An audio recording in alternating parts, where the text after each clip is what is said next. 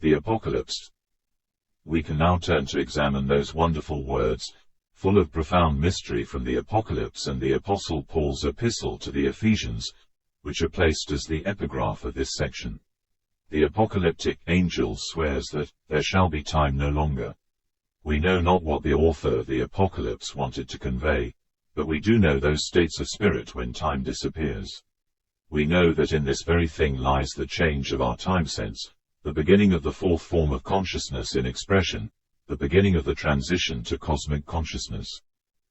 In this and in phrases similar to it, the profound philosophical content of the evangelical teaching sometimes flashes forth, and the understanding of the fact that the mystery of time is the first mystery to be revealed, representing the first step toward the development of cosmic consciousness along the intellectual path.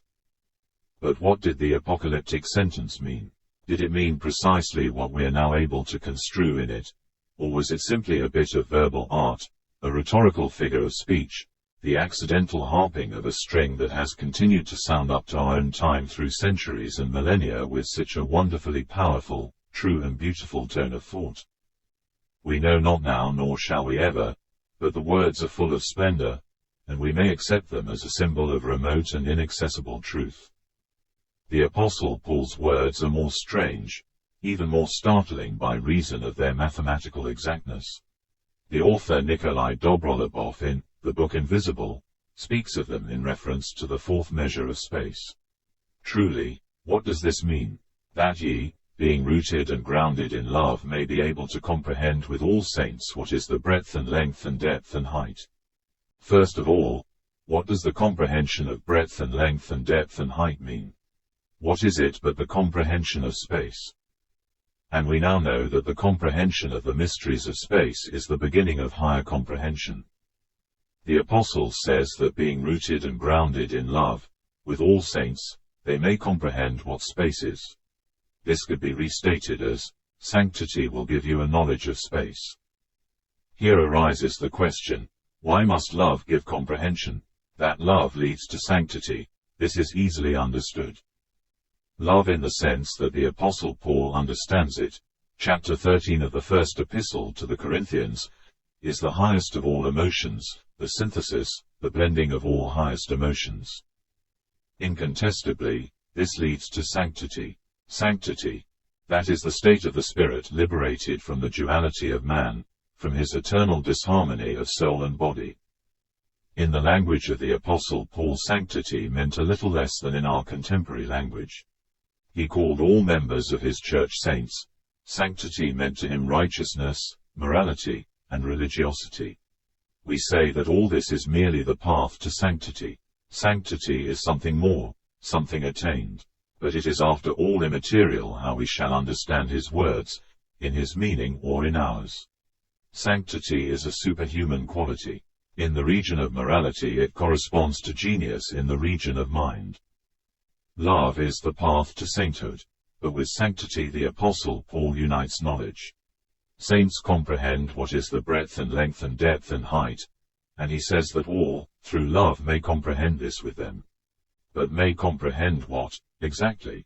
Comprehend space, because breadth and length and depth and height translated into our language of shorter definitions actually means space. This last is the most strange. How could the Apostle Paul possibly know that sanctity gives a new understanding of space? We know that it must give it, but from what could he have known that?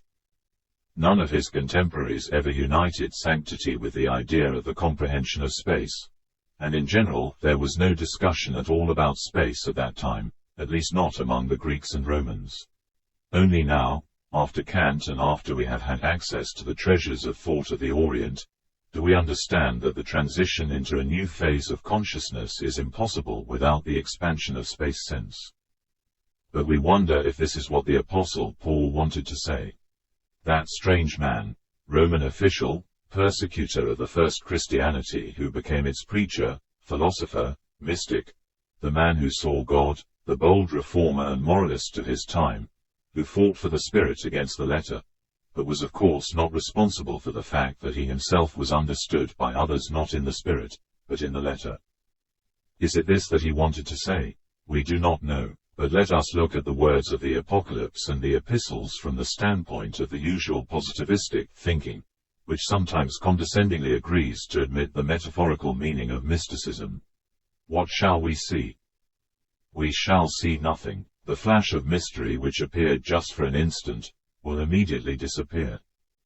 The words will be without content, and nothing in them will attract our wearied attention, which will merely glide over them as it glides over everything else.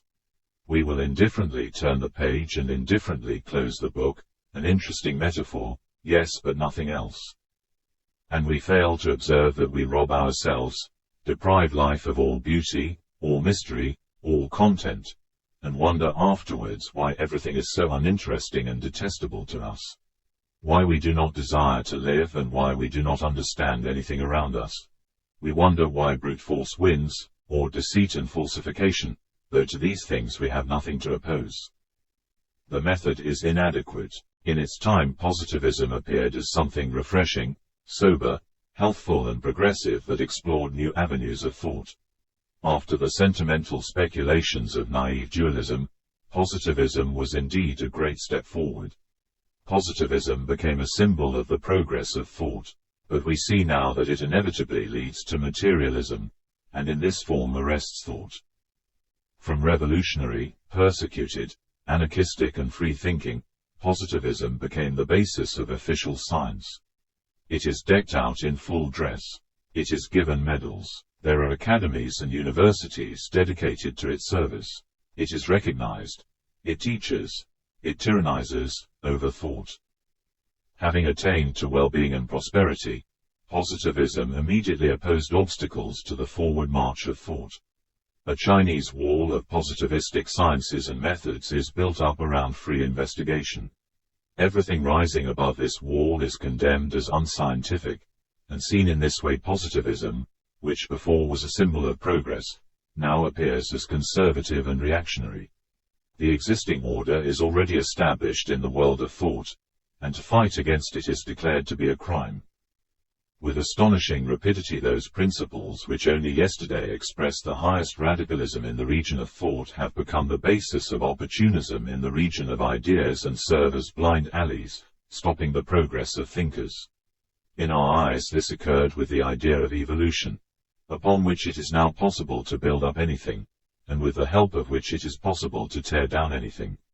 But thought, which is free, cannot be bound by any limits. The true motion which lies at the foundation of everything is the motion of thought.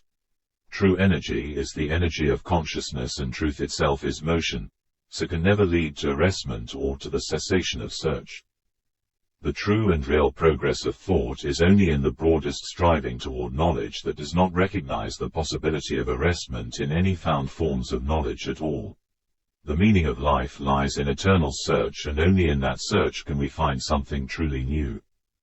It may be in order to note that after Kant, the existence of noumena, or their relevance to us, has either been denied or it has been asserted that they may indeed be known by rather ordinary scientific means. The active role of our sensory apparatus in acquiring knowledge has more or less been accepted as fact. Yet the significance of this is being debated.